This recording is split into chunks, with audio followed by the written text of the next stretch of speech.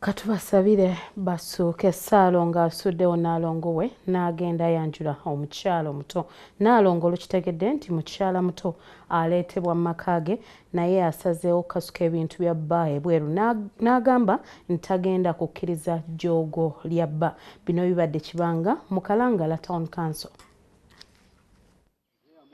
Ssaalongo asuddewo Nnaalongo gw'alinamu abalongo ab'emirundi ebiri n'ayanjulwa mukyala muto gw'abadde yaakafuna. Bano tubasanze ku kyalo Kibinga mu Kalangala Town Council era nga kitegeerekese nti abadde ategese okuleeta mukyala muto mu nju ya Nnaalongo naye n'asalawo okufulumya ebintu bye bweru n'agiteekako ekkofulo. Ebbuuba lye limukutte. Kituufu yagenze kwanjula.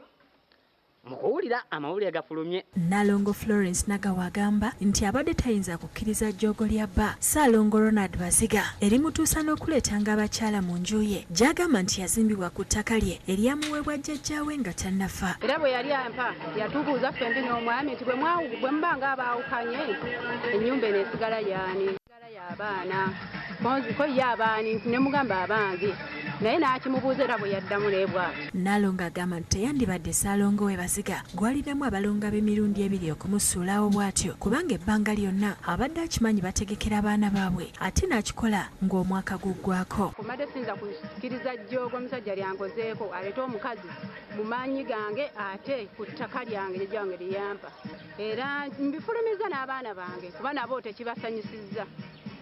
Nobadde banyiivu ne bagamba maama nedda. Ayongerako nti kimukubye wala bw'akitegedde nti Ssaalongo we bali mu kumwanjula ku kyalo Bungo naye n'atayagala kugendayo kutabangula mukolo kwe kusalawo agobe Ssaalongo we n'omugole afune gy'anaamutwala. Naye kugamba byagenze akola n'andaga nti talina kyakyusizzaamu nze tambazeemu magezi kati ate nga mpulira mbw agenda mmuleeta awo nange ne ŋŋamba sisobola kugumiikiza kintu ekyo. Ategeezezza nti badde bafunamu obutakkaanya ng'abafumbo naye kwe kusooka ddeko ewa jjajjaawe okumpi n'amaka gaabwe ng'alowooza Ssaalongo anaakyusaamu. Ababaddewo bavumiridde ekikolwa kya Nnaalongo nga bagamba nti yandisoose kulinda bba n'akomawo. Naye nze ekintu ky'okusuula ebintu wabweru ebintu nga bifaananako bwe bityo nkivumirira.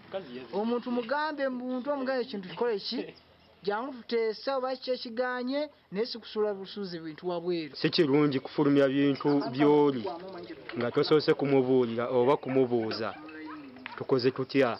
Ate abamu ku bakulembeze mu kitundu ekyo bavumiridde ekikolwa kya Ssaalongo eky'okugatika abakyala n'okwagala okuleeta omukyala mu nju ya munne. Ennaku zino obuzibu bwe twafunye obw'okusomozebwa kwe tulina nti abasajja bafunye amalala.